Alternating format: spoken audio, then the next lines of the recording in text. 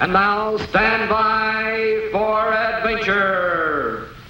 3, 2, 1. In the exciting story of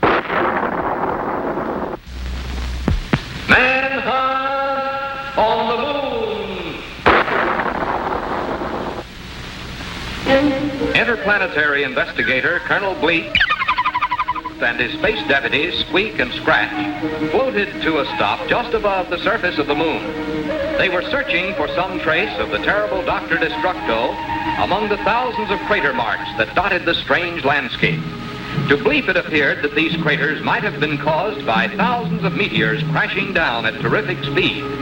But many scientists believe the strange markings are the scars of a tremendous bubbling action caused when hot internal gases escaped to the outer surface back when the moon was soft and pliable. Scratch, however, imagined the many craters had been left long ago by violent volcanic eruptions, similar to those the planet Earth had experienced from time to time. Then something below caught their attention. Glistening in the sun at the very top of Mount Leibniz, the moon's highest visible peak, stood a strange tower. It closely resembled the man-made structure called the Eiffel Tower, which is a familiar landmark on Earth, in the city of Paris. Diving down for a closer look, Bleep and his friends found a huge reflecting mirror with a powerful lens attached to the top of the tower. This had been the moon power device used by Dr. Destructo not long ago to guide the runaway rocket straight down toward 00 Island. While Bleep and Squeak searched for clues, Scratch peered through the powerful lens for a telescopic view of the Earth beyond. But as he looked, he froze with horror. For there, with one foot on South America and the other on South Africa, stood a tremendous black giant. Actually, it was only a highly magnified shadow of the caveman himself, projected nearly 250,000 miles through space by the light of the moon. But the sight was so terrifying, the frightened Scratch fell over backwards and tumbled down to almost certain death on the rocks below.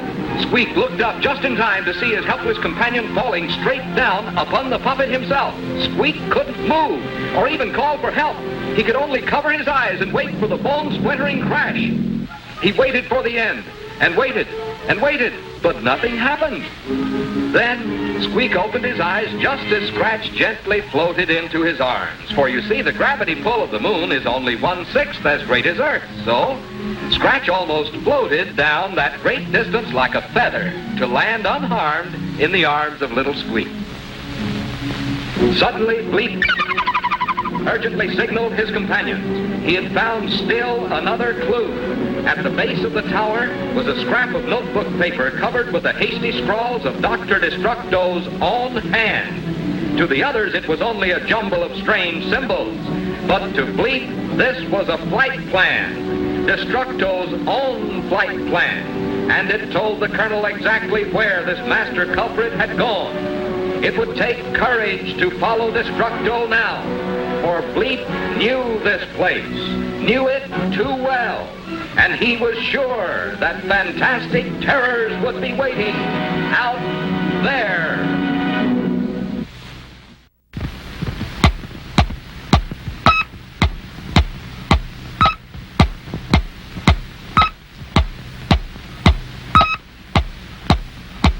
And now stand by for adventure. 3, 2, 1. In the exciting story of Squeak and the Terrible Termite. In his cave on 00 Island, Scratch awoke each morning just as the first sunbeam peeked through. He would yawn, then reach for his trusty wooden club to be sure it was ready for the day's adventures. Colonel Bleep, in his laboratory, was up early, just in time to silence that noisy bird in the wooden clock before it could finish its morning call. Because in his little dream house, Squeak would still be sound asleep in his cozy bed. This morning, however, things began in a very different way. When Scratch yawned and reached for his wooden club, it was missing. Only a few crumbs of sawdust remained. When Bleep got up to silence the cuckoo clock, something was very wrong indeed. Only the metal springs, gears, and numerals were left. Every wooden part of that clock had vanished, even the cuckoo. Bleep and Scratch rushed to awaken Squeak, but the little puppet's bed was empty, and Squeak himself was nowhere to be found. The only clue was a trail of unusual footprints, which Bleep recognized immediately. Only yesterday in his lab, the Colonel had seen those very same footprints, only much smaller in size. Following the tracks, he had discovered a tiny wood-eating insect called a termite. But Bleep was amazed to find that this particular termite had traces of interplanetary wood dust on its wings. Something strange was going on. Somehow, by some strange power, a tiny termite had grown overnight into a giant monster. There was no doubt. A wood-eating monster of tremendous size was on the loose. Poor Squeak, the little wooden puppet, had been captured by a giant termite. A terrible termite. The Colonel sped into action. Using futomic energy, he quickly made for Scratch a brand new club. Not of wood, but of solid lead, one of the heaviest, most malleable metals commonly used by man. Thus armed, Bleep and Scratch hurriedly followed the footprints to rescue their little friend. Suddenly, they were upon him. There was the great insect sprinkling salt on the poor wooden puppet, who lay bound on a huge platter.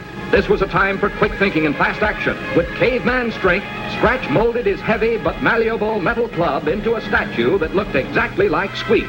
And, as the termite turned to put away the salt, Scratch quickly substituted the metal statue for the real puppet. And at the same time, Bleep charged the statue with a bolt of futomic lightning. Then the terrible termite turned, and in one hungry gulp, swallowed the charged statue. With a howl of pain, the monster leaped into the sea to cool off. But the weight of that heavy metal statue pulled him down, 50 fathoms under. So once again, peace was restored to 00 Island. And while Scratch fashioned a new wooden club, and Colonel Bleep repaired the cuckoo clock, little Squeak snoozed soundly in his cozy little bed, tired from his exciting adventure and completely unaware that even greater danger lay ahead.